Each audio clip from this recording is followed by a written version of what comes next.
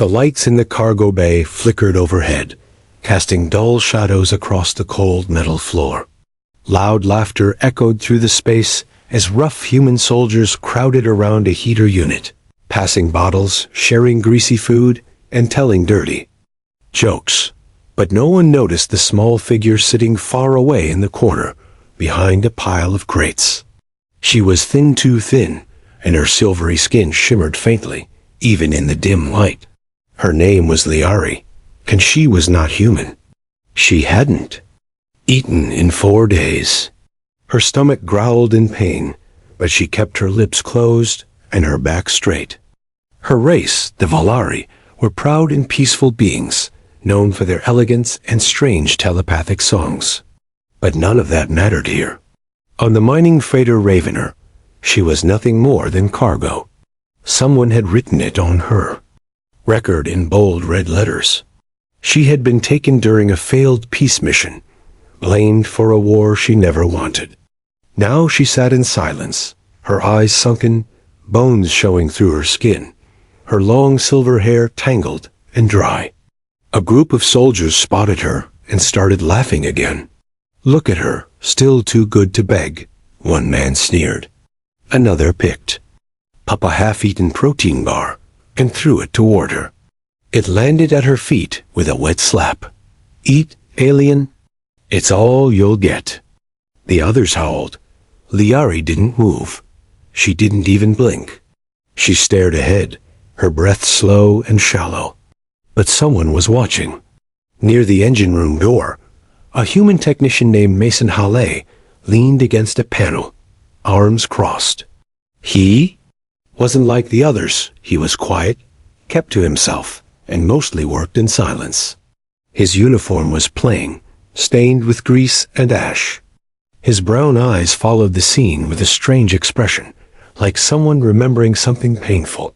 He noticed how Liari didn't reach for the food, how her hands stayed in her lap, fingers twitching with hunger, but refusing to move. That night, long after the noise had faded and the soldiers had passed out, Mason returned to the cargo bay. He moved quietly, holding a small metal container tucked under his arm. He stepped around the sleeping crew, avoiding empty bottles and dirty boots. He found her where she always was in the corner, arms wrapped around her knees.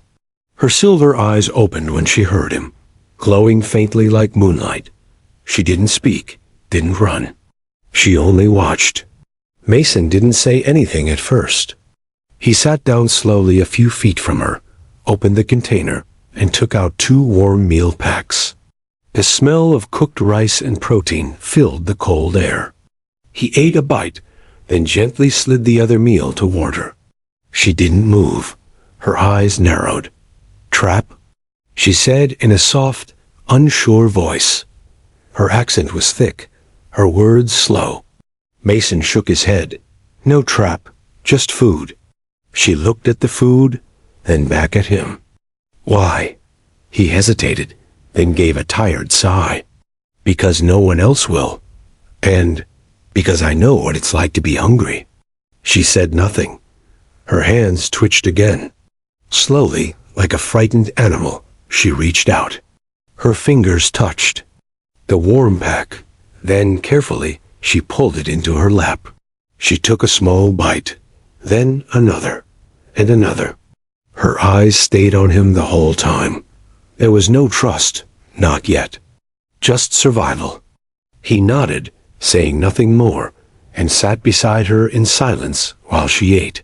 But just as she finished the last bite, red warning lights lit up the bay. A harsh alarm buzzed overhead. Unauthorized contact with alien prisoner. A voice barked through the intercom. Liari froze. Mason stood quickly, hands up. Heavy boots pounded the floor. 2 guards burst into the bay with stun rifles raised. One of them shouted, "Step away from the prisoner." Mason looked back at Liari, who clutched the empty meal. Pack with wide, terrified eyes. He didn't move. "I brought her food," he said calmly. That's it. The guard didn't care. He grabbed Mason by the collar and slammed him into the wall. You think she's your pet? He growled. She's a leech. Next time, maybe we toss her out the airlock. Liari stood, her thin body shaking. She didn't run. She didn't speak. She just stared at Mason as he was dragged out of the cargo bay, the door slamming shut behind him. She was alone again, but something had changed. For the first time since being captured, she had tasted food and kindness. And now, she couldn't stop thinking about the human who dared to say, "Come eat with me." Liari sat with her back against the cold wall, her fingers still holding the empty meal pack as if it were something precious. Her stomach felt less hollow now, but her heart was full of questions. Why had that human Mason helped her? She had watched the others mock her, spit at her, treat her like she was something filthy stuck to their boots. But he had looked at her like she was someone, not a prisoner, not an enemy, just someone who was starving. The next day passed in silence. No one spoke to her, no food came, but she stayed alert, listening for the sound of Mason's footsteps, unsure if he'd return or if the guards had punished him for good. That night, just as the cargo bay lights dimmed, a soft sound echoed near the crates. Her ears twitched. She turned her head slowly. Mason stood there again, bruised, his cheek swollen, but carrying a new food pack. She didn't move. Her silver eyes narrowed, suspicious now. He had come back, even after being beaten. Why? She didn't understand humans. They were cruel, loud, always ready to dominate. His kind had destroyed her ship, arrested her team, and locked her away. Her people had taught her to be careful with humans, to never trust soft words or gifts. But Mason sat down across from her, just like before. He didn't try to smile. He didn't even speak right away. He just placed the meal pack between them and said, "It's warm." She looked at it and at him. "They hit you," she said flatly. He nodded. "I'll live." "For me?" Her voice trembled. "They hurt you. For me." Mason shrugged, rubbing the back of his neck. "Wasn't just for you. They don't like people who make noise either. But you brought food again. Because you need it." She didn't reach for it this time. Instead, she asked, "Why do you care?" He didn't answer immediately. He looked tired. Not just in the body, but deep in his soul. Like someone carrying heavy things for a long time. "I had a sister," he said finally. "She was sick. We were poor. One day, she fainted at school. No one helped her. They just watched, laughed, said she was faking it." Liari stared, the cold food forgotten for a moment. "She died," Mason continued. "That day, I wasn't there. I've been trying to make up for it ever since." The room felt still, like the ship itself was holding its breath. Liari slowly reached out and picked up the pack. She took a small bite, never breaking eye contact. Mason stayed quiet, watching her eat. Then she asked, "Why do they hate us?" "Because they're scared," he said. "And scared people do cruel things." "Your kind destroyed my world's peace ships," she whispered. "Ours tried to sing to you, to share language. You responded with fire." Mason lowered his head. "I know," he said softly. "I wasn't there, but I believe you." Her hand trembled. "So many of us died. No weapons. Just knowledge." "Music. I'm sorry," he said. 2 words. Quiet, simple, but real. She felt something tighten in her chest. No human had ever apologized before. She finished her food slowly. Then, unsure why, she slid the empty container back toward him. A silent "thank you." He gave her a nod in return. The cargo bay was silent again. Only the hum of the engines vibrated through the metal floor. Liari pulled something from her torn coat, a small silver crystal shaped like a teardrop. It glowed faintly in her palm. She hesitated, then handed it to Mason. He blinked, confused. "What is it?" "Memory," she said. "Of home." He touched it. The crystal blinked then, projected a faint image in the air. 2 glowing moons. Blue trees that sparkled like stars. A soft sound played. Not music, not words, but something in between. A Valerie soul song. Mason stared in awe. It was the most beautiful thing he had ever seen. Then suddenly, the crystal flashed red. Liari gasped and snatched it back. "No!" she cried. "It's broken. It's sending signal." "What kind of signal?" Mason asked, alarm rising in his voice. "Emergency beacon. Valerie distress call." She stood up, her eyes wide with fear. "They'll come now. They'll find me. And you. And they'll kill everyone." Mason stood too. "Wait, why?" "They'll think I'm hurt. Captured. They'll attack. No mercy." "Can you stop it?" "No, the signal's out." She looked at him with panic in her voice. "I didn't mean to, but they're coming." Mason turned to the cargo bay door. Red warning lights blinked faintly on the wall. He looked back at Liari, who was shaking, clutching the crystal close. "Then we don't have much time," he said. "We need to hide you." Liari stared at him, stunned. "You'd help me? Again?" "Yeah," Mason said. "Because I don't want them to shoot first and ask questions never." But before they could move, a new voice echoed from the upper deck.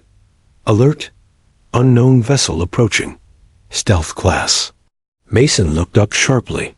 Liari whispered one word, her voice filled with dread. "Hunters. Ask ChatG*." Mason sat alone in the engine maintenance room, nursing the bruise on his face as cold tools clattered on the floor.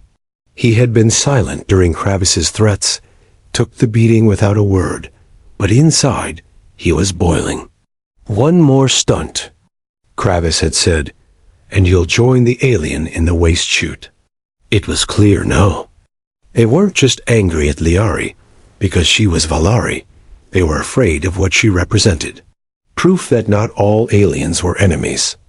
Proof that maybe humans had been wrong. And Kravis couldn't afford doubt on his ship.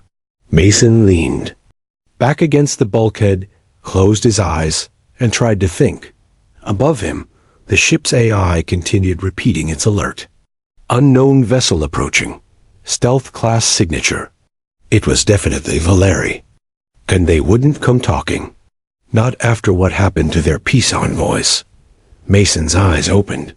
He couldn't let them kill everyone on board, not even the crew that had mocked Liari, but he also couldn't let them throw her to the wolves. That night, he snuck back to the cargo bay. Liari was waiting, sitting upright, arms wrapped tightly around herself, like she was holding in her fear. The crystal still pulsed red in her lap. Her eyes flicked up when he stepped in. "I thought they locked you away," she said quietly. "They tried," he said. "I slipped the lock." He dropped to one knee beside her, pulling a small toolkit from his bag. "I'm going to try to scramble the beacon signal." "Buy us time," Liari blinked. "Why? They are your people." "And you're not?" he said, glancing at her. "You breathe, you bleed, you eat. That's enough for me." She didn't speak, but something softened in her face. He opened the crystal casing with a delicate probe, wires sparking under his fingers. Her song memories flickered faintly in the air. Again, children laughing in glowing trees, songs humming through the air like warm wind. "What is that place?" Mason whispered. "Valantir," she said. "My home. It's beautiful." It was. Her voice cracked. "Before the bombers came." He paused, tools frozen in his hand. "My kind did that?" "Some, not you. Not all. But enough." Mason looked away, shame biting at his throat. He worked faster now, fingers trembling. "If I shut the signal down completely, the Valerie won't come at all. They'll think." You're dead. Liari shook her head. I don't want that. They must know I live, but not here. Not this way. They will attack to rescue me, not knowing the truth. So you want to send a message, Mason said. Tell them not to fire. Yes, she said. But my voice can't travel through that kind of signal. Only High Command can change it. Then we need a new way, Mason muttered. Suddenly, heavy footsteps echoed outside the cargo bay. Mason froze. Hide, he whispered. Liari scrambled behind a pile of crates as the door slid open. Lieutenant Kravis entered, flanked by 2 guards. His eyes narrowed when he saw Mason. I knew it, he hissed.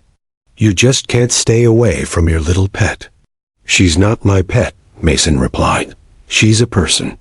A starving one, thanks to you. Kravis's face darkened. I warned you, Halle. We don't treat the enemy like friends. Then maybe that's why we keep making enemies, Mason said. Kravis drew his stun baton. That's enough backtalk. I think it's time we show you what happens to traitors. As Kravis stepped forward, Liari moved.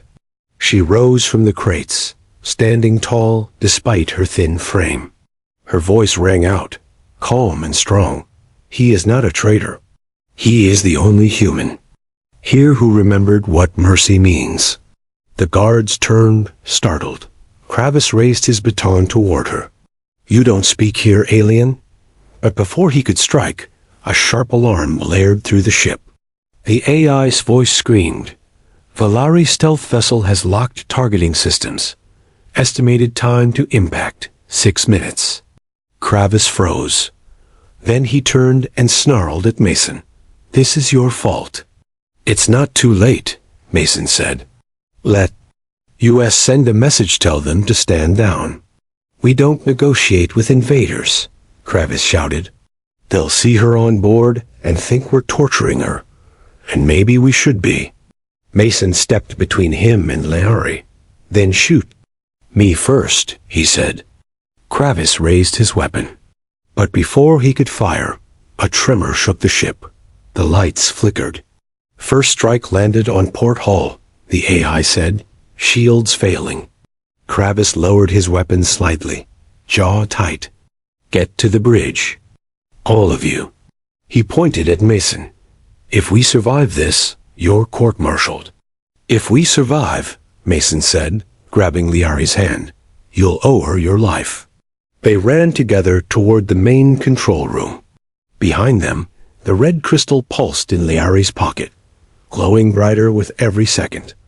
Asterisk the hallway. Shook again as another explosion rattled the Ravener's hull. Emergency lights blinked red. Smoke poured from broken vents. An alarm screamed across every corridor.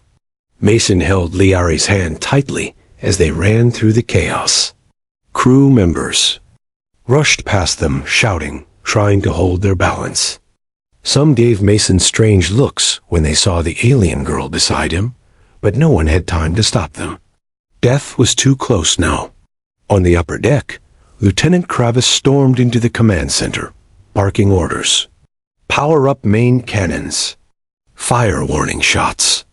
The weapons officer replied in panic. They're too fast. Our turrets can't track their cloaking.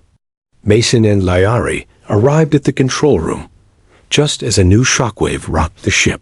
Sparks flew from the ceiling, and one of the side monitors exploded. The Valari stealth vessel had fired another silent beam. No noise, no flash, just pure precision damage. We need to talk to them, Mason shouted. Let Liari send a signal before they destroy us all. Kravis turned, fury in his eyes. There's no time. They're not here to talk. You don't know that. Mason yelled back. You never tried. Liari stepped forward. Her silver eyes were glowing now, her voice strong. I can reach them, but I need access to your long-range transmitter. Denied, Kravis snapped. That's command-only tech. Then let her speak through me, Mason cut in. Link her voice to the translator. Let me be her signal. There was a moment of silence. Another explosion cracked the floor plates, and smoke burst from the wall behind them. The ship groaned under the pressure. Kravis cursed under his breath. "Do it," he spat at the technician. "If this doesn't work, it's on you." Mason helped Liari up to the main comms panel.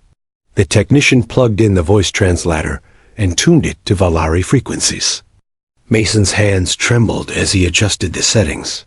"Ready," he whispered. Liari placed her fingers gently on his forehead, closing her eyes. Her breath slowed. Then, from deep in her chest, a soft hum began. It wasn't words, it was a kind of music, a soul song. The translator picked up her pitch, layered it with emotion, and turned it into words carried through the stars. "To those who hear me," Mason spoke aloud, his voice trembling with her song flowing through him. "I am Liari of Valentir. I am alive. I am not harmed. The humans who keep me now are not your enemies. They are afraid, but they are not cruel." The crew stood frozen, watching. Even Kravis didn't speak. The voice in the air was haunting, beautiful, and deeply sad. "Do not fire. I am safe. I ask you, please wait. Come, not as warriors, but as listeners." Then the transmission ended. Silence followed. No reply came. Mason pulled off the headset, sweat pouring down his face.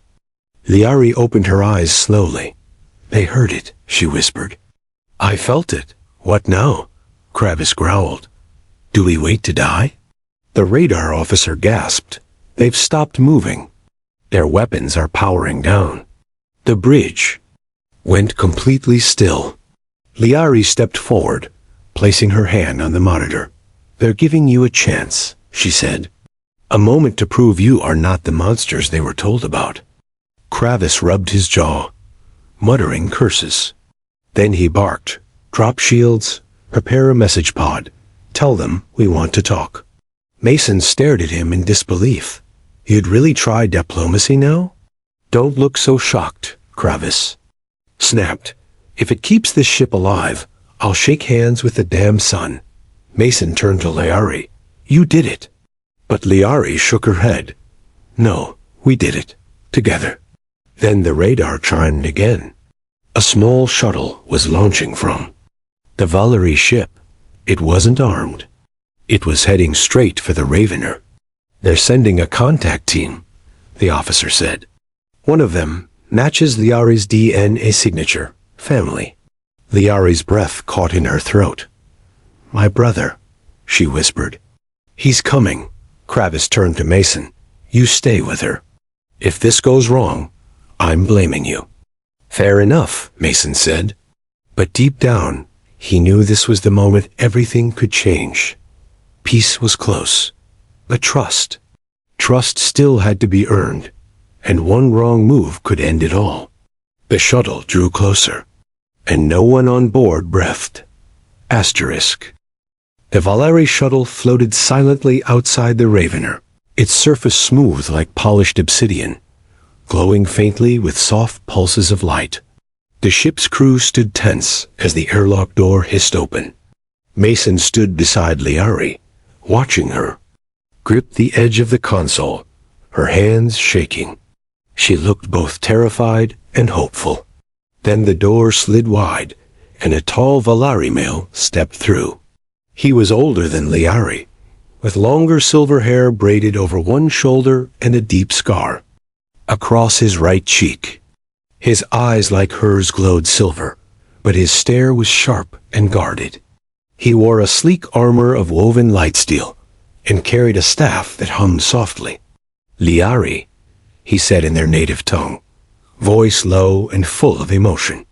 Liari took one step forward. "Brother," she whispered, her voice breaking. They ran to each other. For the first time since her capture, Liari allowed herself to cry, clutching her brother tightly. The moment was pure and painful. The human crew watched silently. Even Kravis didn't interrupt, but the peace didn't last long. The Valari team behind Liari's brother moved forward, scanning the ship, their faces cold and unreadable. "They're suspicious," Liari whispered to Mason. "They think you hurt me. If they find a reason, they will strike." Mason nodded.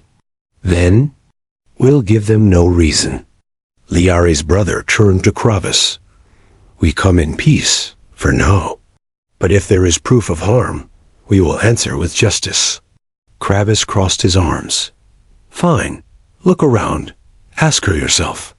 The Valeri searched the ship medbay, cargo bay, even the storage holds.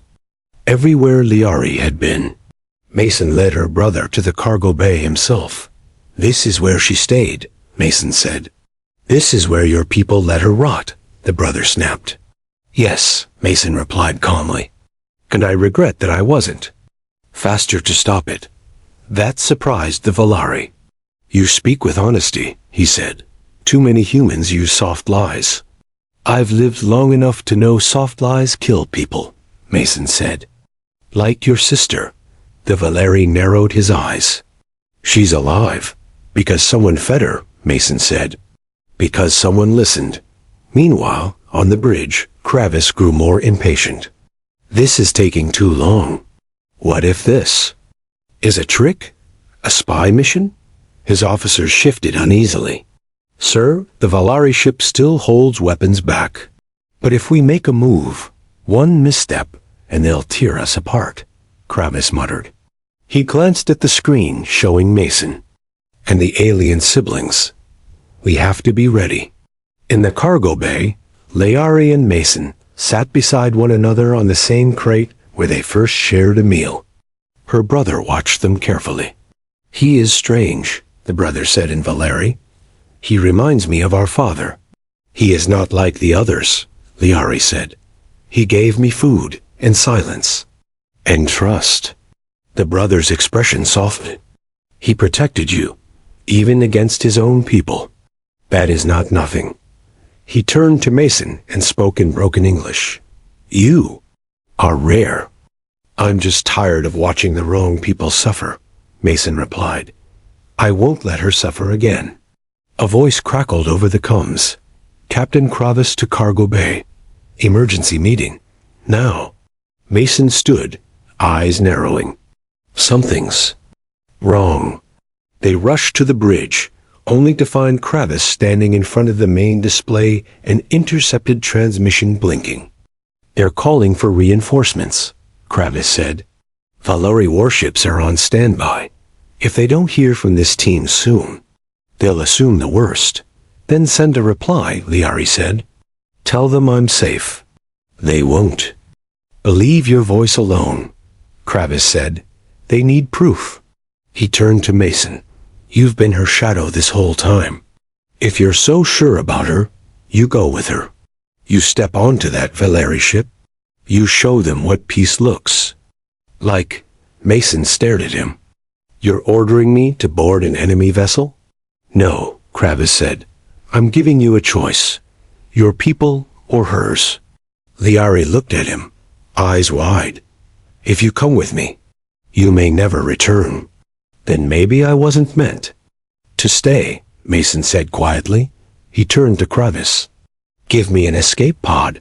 Kravis nodded once. "Your funeral." Minutes later, Mason and Liari stood inside a launch bay, the pod ready. Her brother waited near the hatch.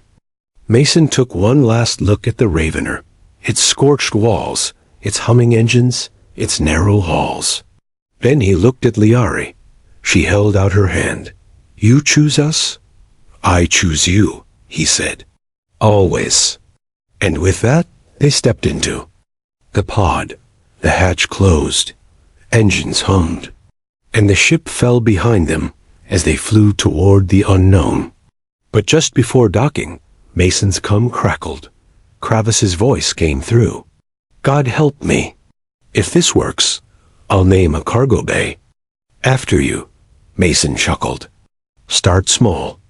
Maybe a bench, then silence, only the stars ahead. And the Valeri ship waiting open, ready for the man who chose an alien girl over his own kind The escape pod glided silently through the blackness of space, guided by invisible currents. Between the two ships. Inside, Mason sat across from Liari, trying to steady his breathing. The walls around them glowed dim blue, casting soft light across her silver skin. She was calm, but her hands trembled slightly in her lap. Mason watched her in silence. He had no idea what would happen next, whether the Valeri would welcome him or execute him the moment he stepped aboard. Still, he had no regrets. He had made his choice, and it felt right. The Valeri ship opened its docking arms like a pair of wings, silent and elegant. As the pod locked into place, a soft hiss filled the air. The door slid open. Light flooded the chamber, bright but gentle, warm like sunlight. Mason blinked as the first Valeri stepped forward, tall, graceful figures with glowing robes and expressionless eyes. They carried no weapons, but their stillness was more intimidating than any gun. Liari's brother stepped out first, then turned and motioned for Mason. Mason rose slowly and followed, heart pounding. The air aboard the Valeri vessel smelled of wildflowers and strange herbs. It was peaceful. Too peaceful. He expected tension, questioning, even force, but instead, the crew stepped aside for them.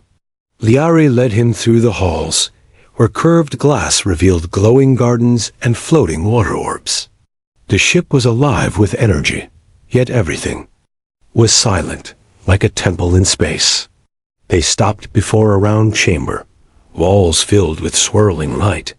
A panel opened, revealing 3 elder Valeri, their long white robes drifting like mist. Their eyes glowed brighter than Liari's, their presence heavy with authority. "This is the human," Liari said softly. "The one who helped me, who saved me." The elders did not speak right away. One of them raised a hand. Mason felt something stir in his mind, a soft touch, like a voice without sound. "You fed her?"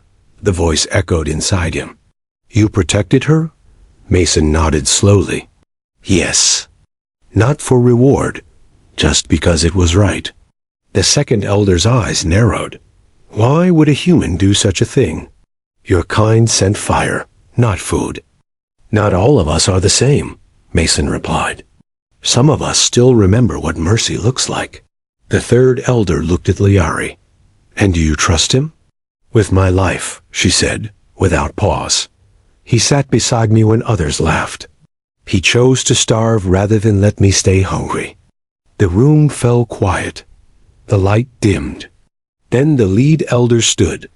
"Very well. Let the council see what kindness looks like." They touched a panel, and the memory crystal Liari had carried blinked to life. But this time, it didn't show her home. It showed her sitting in the corner of the cargo bay, weak, silent, and starving. Then it showed Mason offering her food, night after night. It showed his bruises, his silence, his choice to help. The elders watched every second. When the memory ended, they looked at one another, and then bowed their heads. "We will not fire upon the human vessel," the elder said. "Let this act be the seed of something greater." Mason exhaled, the weight on his chest lifting. "Thank you," he said. Liari smiled faintly and took his hand. Days passed. Mason stayed aboard the Valeri ship as a guest. He learned their ways, listened to their songs, sat beneath the glowing trees of their artificial gardens. Liari stayed near him, her presence calm and warm. They didn't speak often. They didn't need to. She had once feared humans.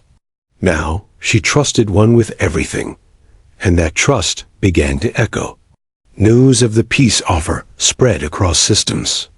A single act of kindness, food shared with a starving girl, became a message stronger than any weapon. Other ships began exchanging messages. A meeting was called. Earth envoys, Valeri elders. And in the center, Mason and Liari stood side by side. She held his hand before the galaxy and said, Let this be how it begins again. A human who gave his food. An alien who offered her memory. Together, they rewrote the future. And somewhere, in a corner of the Ravener, a small bench was marked with a new nameplate. The first meal. Humanity's change began here. *The end.